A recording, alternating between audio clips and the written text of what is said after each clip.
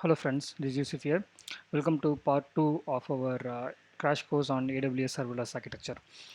So in the last video, we have seen some introduction about the concepts of AWS serverless architecture and also seen the final product what we have built. But from this video onwards, we're gonna go step by step and then learn each component in deep. Okay. So with that in mind, let's jump into API Gateway. Okay, so first, this is a home page of API Gateway will look like, which we have seen in the last video as well. And I'm just going to say create API, okay? And then we have a couple of options. I'm going to choose REST API because we are going to create REST API build, and which should give us some options. So it's going to be REST and new API. If you want, you can clone it from other API or you can import as Swagger file.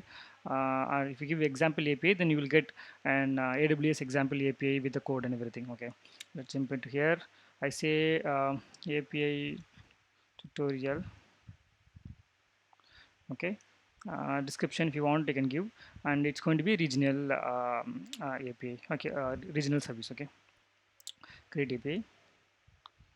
So we got it. Okay, so API tutorial. Okay, and currently there is no resource here, so just click actions, create resource, and you can give a name here.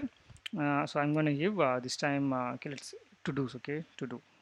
Okay, or okay, this is a first service, right? So we don't want to build our actual service. We'll do it in next couple of videos. So now I say that I want to have a hello resource. Okay, the resource is hello, and there are a few things here. One thing is configure as proxy, which we will explain when we are integrating with the Lambda function. And of course we can enable if we want to have a post request. Okay, so we see these features along the way. Now this is what we're going to give, just resource name of hello and create a resource. And once that is created, we see the resource is created here, and click on that resource and then go to action, create a method, and here choose get and click the checkbox. Now the get request lifecycle is ready. I mean, it's asking for further options. So the question is, if when we hit this get endpoint, what you want to do, whether you want to invoke a Lambda function, or you want to invoke other HTTP endpoint, or you want to give any mock response and so on. Okay, first we will try with the mock. So I click save, and as soon as we saved that, we will get this request response lifecycle, which we have seen in our last video as well. But this time here we don't have a Lambda function, but we have a mock endpoint. Okay, so mock endpoint means there is nothing here. Okay, fine. So now we need to examine each and every box, but as of now what we want is to get some response, right? So here when the request comes from the client, it goes to the method request and then integration request, and then the first point where the response comes is actually the integration response. Okay, so let's go to the integration response, and here so there is a default response code of 200, which is what we want, and click on this particular icon, which will keep this particular drop down, and click on mapping templates, come down, and there is application slash JSON content type. Okay, so by default it is created with a JSON output structure. So click on that piece, there you will get a template. Here you can give a JSON which you want to return. Okay, so I just create a simple JSON, and I type that message, and I say that welcome to API gateway. Okay, and come down and save this one, and let's save here, and then come back and then test it.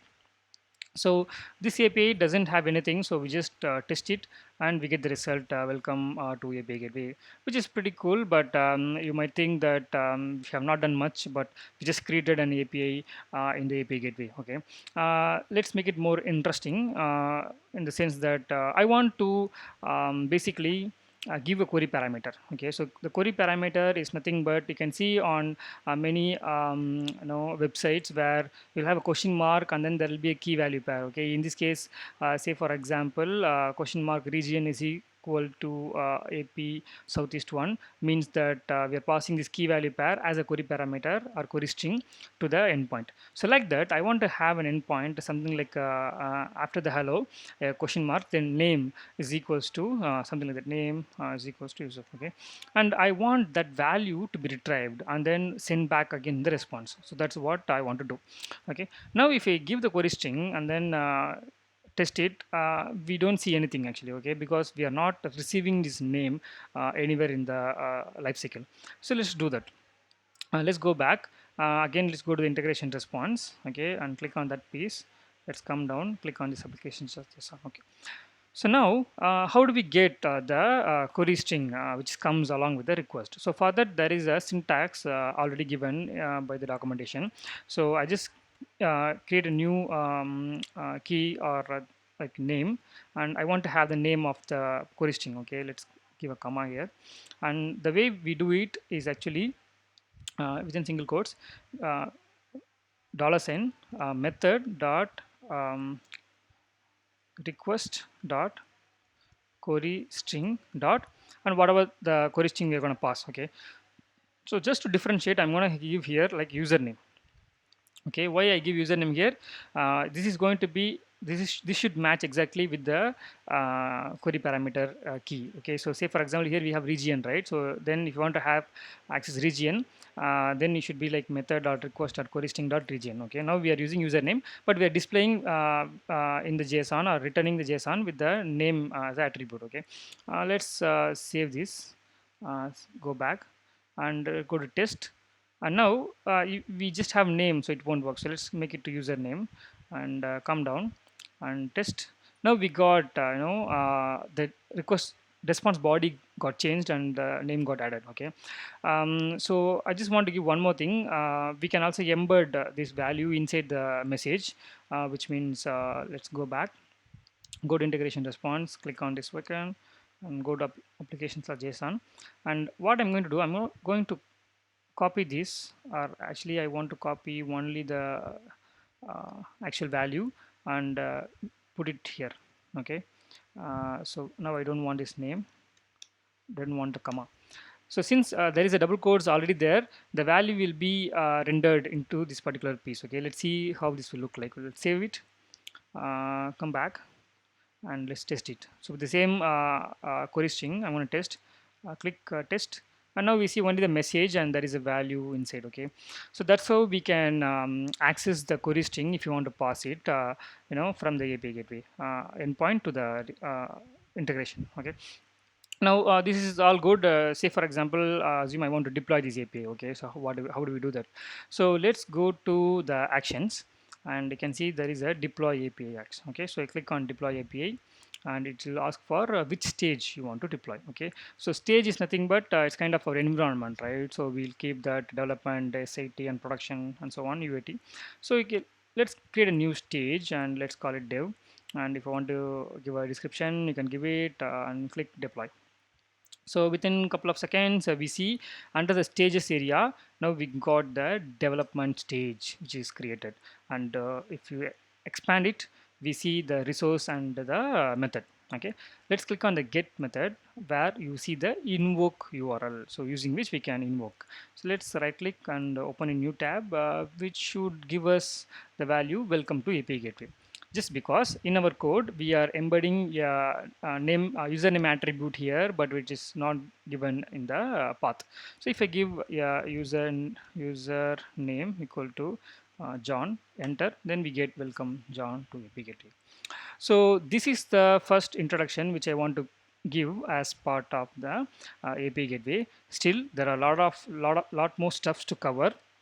But we are going step by step. So let me stop the video here. In the next video, we are going to see how to create a post endpoint and how do we access the request body, okay, and then access that. Then also we will see some features which is offered by API Gateway to make our job easy if you want to have some kind of validation happen, okay. So here, say for example, if I don't put a username and here I don't get anything, right? So, but if you want to make sure that the username should be there always, okay, I want to validate that. But in the mock response, we don't have a logic to put, right? There is no code to write, but still using the API gateway feature, we can do that. So let me quickly show that one. Go to resources and click on our get resource. In the method request, okay, click on that. We have few options here. So I'm going to say request validator, edit that, and say that validate the query string parameters, okay, and then click the checkbox. Come down on the query string parameters. Let's add a query string called username and click OK and say that it is required, okay. And as soon as we did this right, if you come back and test the API without any query parameter and click the test button, you get that missing required parameters username. So it is very handy, right? So we are not writing any code to control that, but still, yes, it's easy to write the code when we are integrating the Lambda, but just I'm giving a feature which is offered by the API gateway. Now if you try that in the browser, it will not work because we have changed the endpoint but we have not deployed it, okay. So let's go action and deploy the API again.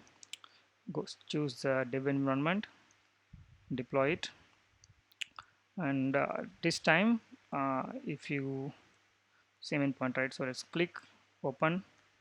Now you see that no, it takes some time to reflect. Okay, this delete this photo.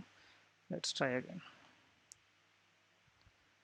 Okay, now you see missing required argument username. Okay, so as soon as we give username equal to UC for code just for fun, and we said welcome UC for code. I think this is a good point to stop. And if you are following along this video, I would expect you to try it by your own and then see if you're able to create the same endpoint with the mock response, so that you will be better prepared for our next video. Okay.